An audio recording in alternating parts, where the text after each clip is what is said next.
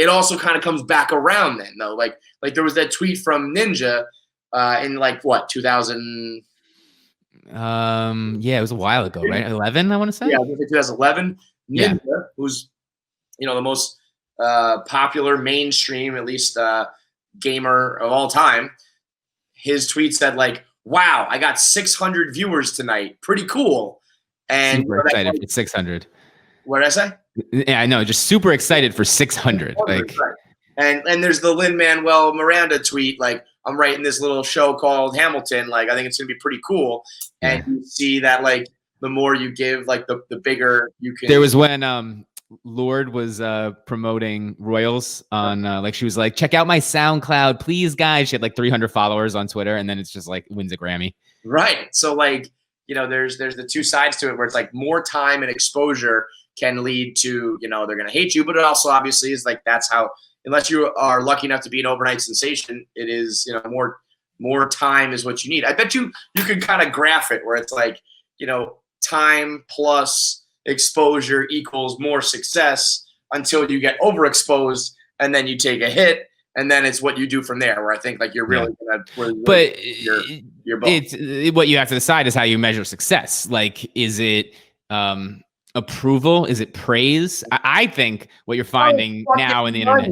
That's how you fucking, that's how you. But I think that's basically the only way to measure it because the internet, I think, overexposes everybody. Like, I really think that, when you were saying that it's when you don't have that level of success, that true level that you think has been attained, I bet you'd find that the people that you think have achieved that are also thinking like, I think the haters just always stick out.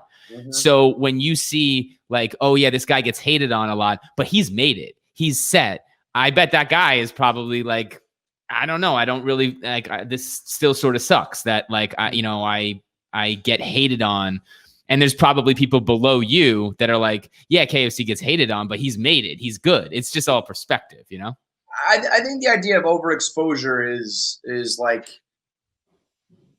it's an important one. But I think it's also like cowardly. It's like I could have just wrote blogs, mm-hmm. And I probably would just have always been like safe and well liked. Because if I look at my career, the only time that I was like consensus to be like well liked and loved was when I was just writing.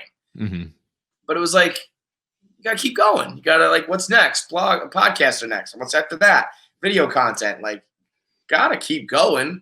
Otherwise, you're just going to stay in place. Now, I mean, I guess you have to weigh whether it's like, will this be more detrimental than it will be beneficial? And then in that case, you have to make your choice. But I would always rather garner more hate while gaining more money and more exposure and more followers and more success.